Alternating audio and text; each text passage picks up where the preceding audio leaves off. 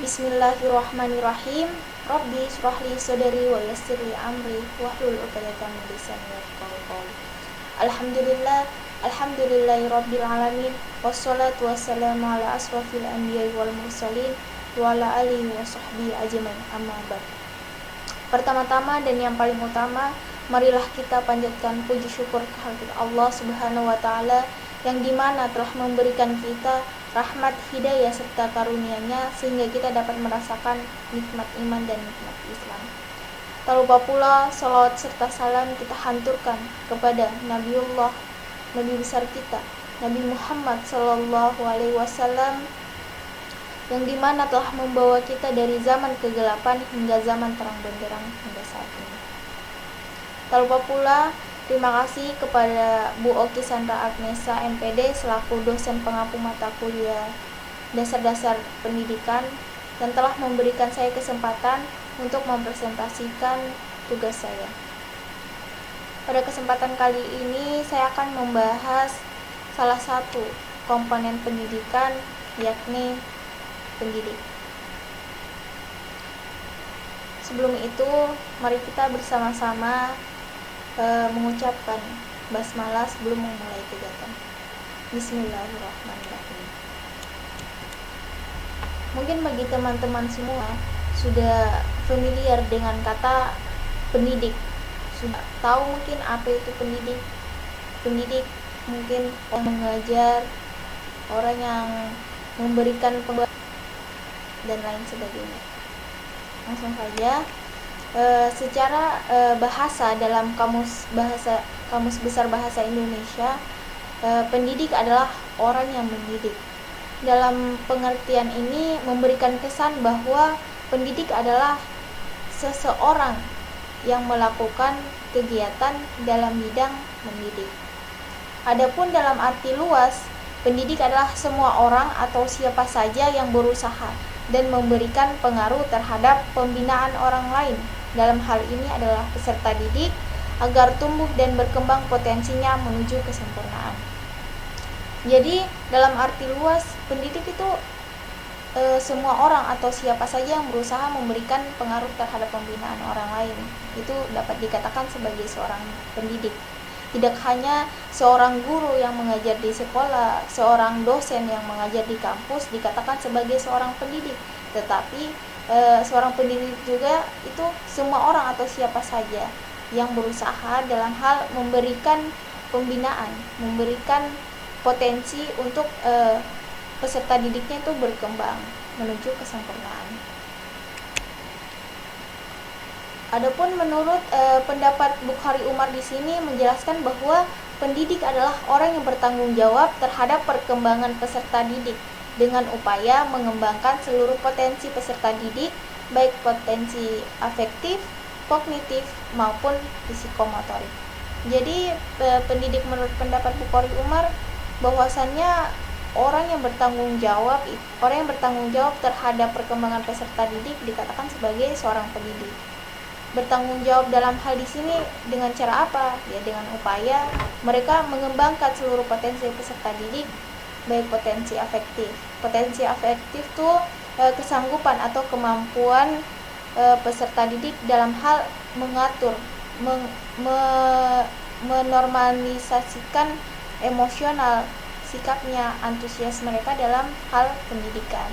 Lalu ke potensi kognitif adalah kemampuan atau kesanggupan peserta didik dalam hal menerima ilmu, menerima pembelajaran, lalu mereka menerapkan pembelajaran yang telah didapatkan dari seorang pendidik. Lalu potensi psikomotorik. Potensi psikomotorik di sini berkaitan dengan potensi kemampuan fisik peserta didik, keterampilan peserta didik itu sendiri. Nah, di sini menurut Undang-Undang Republik Indonesia Nomor 20 Tahun 2003 tentang Pendidikan Nasional Bab 1 Pasal 1 tentang pendidik. Itu meliputi yang pertama ada guru, ada dosen, ada konselor, ada pamong belajar, ada widyai suara, lalu ada tutor, ada instruktur dan fasilitator. Bagi teman-teman mungkin sudah tahu guru itu apa, gimana, terus dosen, konselor, terus pamong pelajar. Mungkin nggak terlalu familiar di telinga teman-teman semua apa itu pamong pelajar. Jadi pamong pelajar di sini adalah guru sekaligus orang tua asuh. Jadi mereka itu sekolah berbasis asrama. Jadi peserta didik di sini tidak hanya diamati oleh para pembimbing atau yang mengajar, yang mengasuh mereka, akan tetapi mereka tuh tidak hanya membimbing di kelas, akan tetapi mereka juga membimbing di kehidupan sehari-hari seperti di rumah sendiri. Contoh halnya kayak pesantren gitu, mereka asrama gitu. Jadi itu dikatakan ruang lingkup pamong pelajar. Pamong pelajar adalah guru sekaligus orang tua asuh. Lalu Widyayuswara. Apa sih Widyayuswara? Jadi Widyayuswara adalah pegawai negeri sipil yang diangkat sebagai pejabat fungsional oleh pejabat yang berwenang dengan tugas, tanggung jawab, wewenang untuk mendidik, mengajar, dan melatih pegawai negeri sipil pada pendidikan atau pelatihan diklat pemerintahan. Jadi Widyayuswara ini adalah seorang PNS, tapi mereka memiliki tugas, memiliki wewenang untuk melatih PNS lainnya, PNS pegawai negeri sipil dalam pelatihan diklat. Pelatihan diklat itu lembaga pendidikan dan pelatihan diklat atau diklat pemerintahan. Lalu ada tutor. Teman-teman pasti sudah tahu tutor. Jadi tutor tuh orang yang memberikan pelajaran atau membimbing kepada seorang atau sejumlah kecil siswa dalam pelajarannya. Jadi itu kelompok belajar. Nama kegiatannya contohnya misalnya les. Orang yang mengajarkannya, orang yang mendidik disebut dengan tutor. Jadi tutor ini yang mengajar, tapi dalam lingkup sekelompok kecil peserta didik, sekelompok kecil siswa gitu. Terus ada instruktur dan fasilitator, serta sebutan lain sesuai dengan kekhususannya yang berpartisipasi dalam penyelenggaraan pendidikan.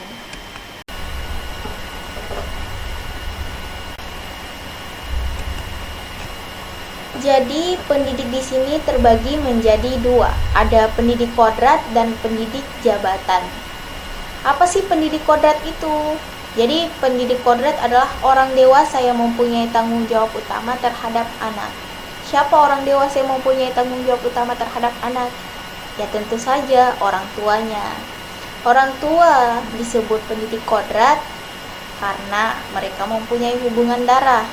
Namun karena orang tua kurang memiliki kemampuan, waktu dan sebagainya untuk memberikan pendidikan yang diperlukan anaknya, maka mereka memberikan sebagian tanggung jawabnya kepada orang dewasa lainnya untuk membimbing anaknya. Walaupun orang tua memberikan anaknya kepada seorang pendidik atau orang dewasa lainnya untuk membimbing anaknya, tetap saja orang tua dikatakan sebagai pendidik kodrat, pendidik utama, pendidik terutama bagi anak-anaknya. Orang tua menjadi pendidik utama dan terutama bagi anak-anaknya. Dia harus menerima, mencintai, mendorong, dan membantu anak aktif dalam kehidupan bersama agar anak memiliki nilai hidup, jasmani, nilai keindahan, nilai kebenaran, nilai moral, nilai keagamaan, dan bertindak sesuai dengan nilai-nilai tersebut sebagai perwujudan yang peran mereka sebagai pendidik. Jadi seperti itu. Mereka adalah teladan utama bagi anak-anaknya. Lalu ada pendidik jabatan. Pendidik jabatan, pendidik di sekolah seperti guru, konselor, dan administrator. Mereka disebut pendidik karena jabatan. Sebutan ini disebabkan karena mereka ditugaskan untuk memberikan pendidikan dan pengajaran di sekolah, mentransformasikan kebudayaan secara terorganisasi demi perkembangan siswa, khususnya di bidang ilmu pengetahuan dan teknologi. Jadi mereka tuh adalah seorang pendidik jabatan. mereka ditugaskan untuk memberikan pendidikan. Lalu kompetensi guru dalam UUD Republik Indonesia nomor 14 tahun 2005 pasal 10 ada 4, yaitu kompetensi pedagogik, kompetensi kepribadian, kompetensi profesional, serta kompetensi sosial. Kompetensi pedagogik. Apa kompetensi pedagogik? Jadi kompetensi pedagogik adalah kemampuan dalam pengelolaan peserta didik. Jadi seorang guru tuh harus memiliki kompetensi, harus memiliki kemampuan dalam hal pengelolaan peserta didik. Sekurang-kurangnya tuh mereka harus mampu mengetahui, mereka harus paham, harus memiliki wawasan terhadap landasan kependidikan. Lalu mereka paham akan peserta didiknya. Bagaimana mereka mau mendidik peserta didik, tapi mereka tidak paham bagaimana peserta didik itu sendiri. Mereka tidak mengetahui bagaimana peserta didik itu. Lalu ada dengan guru, seorang pendidik tuh mampu menyusun rencana dan strategi pembelajaran berdasarkan standar kompetensi dan kompetensi dasar, misalnya kayak membuat RPP dan lain-lain. Lalu ada kompetensi kepribadian. Kompetensi kepribadian adalah kemampuan kepribadian yang mantap, stabil, dewasa, arif dan berwibawa, menjadi teladan bagi peserta didik dan berakhlak mulia. Jadi seorang guru itu harus mempunyai kemampuan, harus mempunyai kepribadian yang baik. Sekurang-kurangnya mereka harus memiliki keimanan dan ketakwaan. Mereka harus jujur, dewasa, sportif, dan mereka tuh menjadi teladan bagi peserta didiknya, menjadi teladan bagi masyarakat. Jadi peserta didik juga melihat gurunya, bagaimana gurunya berakhlak, bertindak dalam lingkungan. Kalau gurunya tidak baik atau kurang baik, seorang peserta didik melihat contoh, melihat teladan dari gurunya, maka mereka bisa saja mengikuti tindakan yang kurang baik dari guru tersebut. Seorang guru adalah teladan bagi peserta didik dan masyarakat, seperti itu. Lalu kompetensi profesional. Kompetensi profesional di sini ada kemampuan penguasaan materi pembelajaran secara luas dan mendalam yang memungkinkan mendidik peserta didik memenuhi standar kompetensi yang diterapkan dalam standar nasional pendidikan.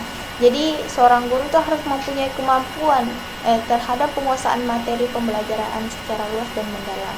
Bagaimana mereka mau mengajarkan ilmu, mau memberikan pengetahuan terhadap peserta didiknya, tetapi dia tidak mengetahui, dia tidak menguasai materi secara luas dan mendalam, maka bisa saja apa yang diajarkan itu kurang memenuhi standar kompetensi seperti itu.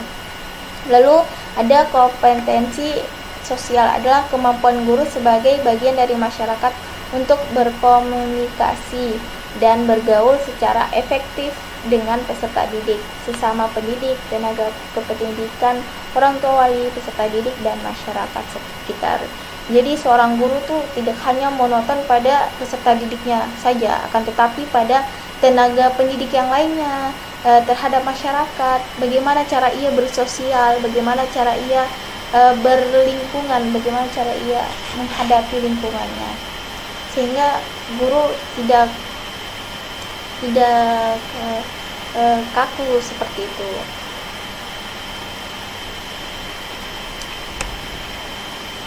Oke, terima kasih. Jadi itu saja yang dapat saya sampaikan yang berkaitan tentang seorang pendidik atau pendidik, salah satu komponen pendidikan.